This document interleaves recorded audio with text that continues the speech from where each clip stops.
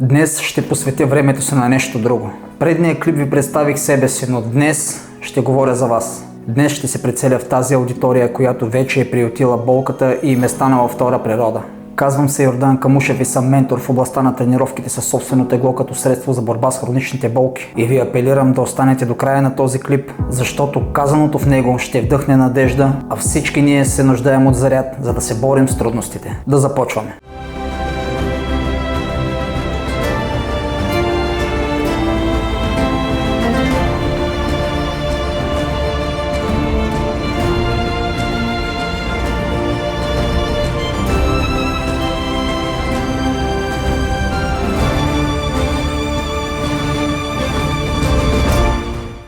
Грижете се за тялото си толкова, колкото е достатъчно, за да бъде здраво. Отнасяйте се строго към тялото, за да слуша духа. Нека храната само да отолява глада, пиенето жаждата, дрехата да пази от студа, а жилището от всичко враждебно. Дали жилището е от чим или от пъстри чуждестранни камъни, няма значение. Знайте, че човек се чувства под сламения покрив така добре, както и под златния. Презирайте всичко, което на празният труд създава за украшение или показ. Знайте, че нищо не е така удивително, както духът, за когото нищо не е велико, ако е велик. Това са думи на великият римски мислител Сенека. Лично аз се придържам към казаното от него и по този начин намерих баланса и живея в хармония със себе си. Помня ясно всеки един момент, в който се опитвах да подобря здравословното състояние, сякаш беше вчера. Създадох система за борба с хроничните болки, в която нямаше нищо сигурно. Единственото, което ме водеше, беше вътрешния ми глас, книгите и неукротимата ми воля и вяра в това,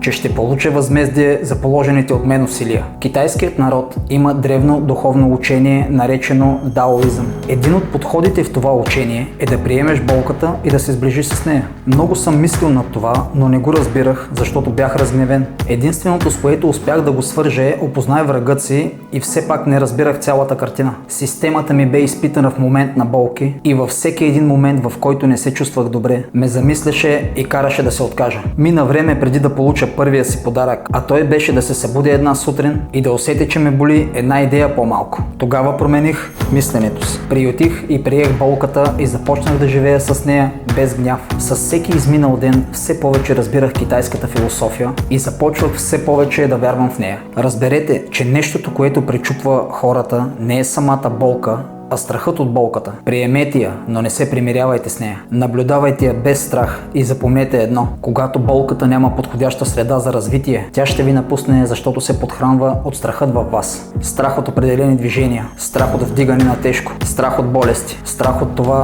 дали ще имате храна на масата до вечера, страх от влошаване на здравословното ви състояние, страх от загубата на близък човек, страх от това да рискувате, когато животът ви постави пред избор. Умът има реална сила да трови тялото. Той е най-мощното оръжие, което притежавате, но трябва да го опитомите да работи за вас. И дори когато го направите, нищо не приключва с това. Това е едва половината битка. Трябва да се движите, трябва да правите физически упражнения, трябва да балансирате храненето си. И тук не говоря за сложни диети и скъпи продукти. Тук говоря за храни, богати на витамини и минерали, които ще намерите в кварталното магазинче. Яжте сезонни плодове и зеленчуци. Майката природа е по-силна, отколкото можете да си представите. Яжте семена, ядки, яйца, мляко, месо и риба, като ви съветвам да не прекалявате с червените меса, защото трудно се обработват. Ето ви нещо от физиология на човека. Храносмилателната система изразходва най-много енергия в човешкото тяло, за да обработва храната, която поглъщате. Затова, когато консумирате храни, които се обработват трудно,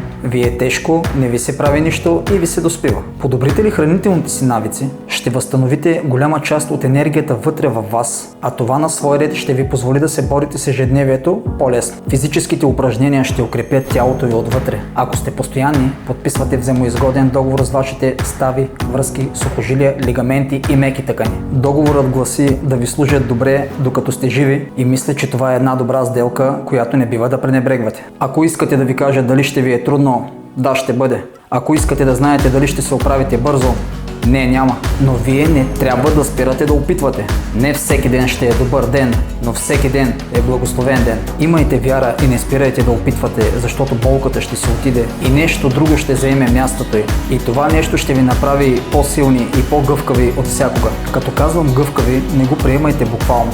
тук говоря за нещо съвсем друго. Гъвкав в този случай означава способността да се адаптирате към трудностите и да ги превъзмогнете по-лесно. Сещам се за една притча за природата, която е подходяща да вмъкна тук. Става дума за разликата между дъба и бамбука. При много силен вятър, накрая дъбът ще се пречупи, а бамбукът ще устои, защото умее да се движи с вятъра. Ако казаното от мен сега ви помогне да промените нещо, значи трудът ми не е бил напразен. С харесването на този клип ще покажете, че оценявате усилията ми по създаването му. Също така, ако смятате, че съм достоен за вниманието ви, се абонирайте за канала абсолютно безплатно. Благодаря на всички по-отделно.